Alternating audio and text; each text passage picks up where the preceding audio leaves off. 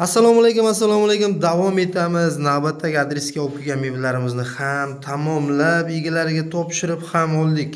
Shkaf olib kelganmiz, salkam razmeriga desak ham bo'ladi. 3 ga 220 balandligida, yonbosh qism 55 sm qilib yasab berdik.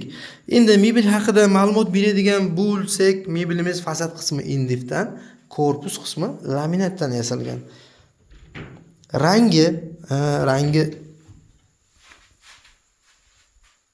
Rangi qora emas, mokriy rang.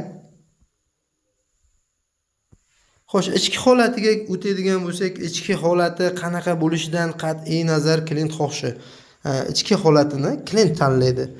Menga ikki chetki qismi polka, o'rta qism vishilka bo'lsin desa ham qilib bera olamiz bemalol. Hozirgi holat ham klient xohishiga qarab yasalgan.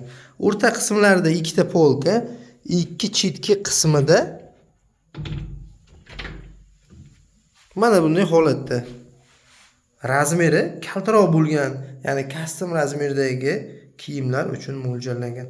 Mana bu qismi nisbatan uzunroq bo'lgan.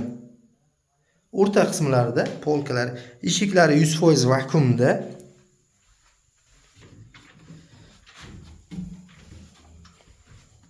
Oynalariga e'tibor beradigan bo'lsak, oynani chetki qismi farsit, ya'ni charxlangan.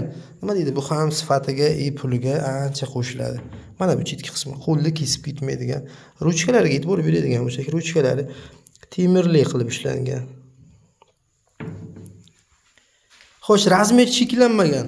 Balandlik, yonbosh xohlovchilar uchun uyni to'liq razmeriga 0 qilib ham yasab bera olamiz. Mana tepa qismiga o'zini materialdan ikkinchi qavatni ham yasab bera olamiz bemalol.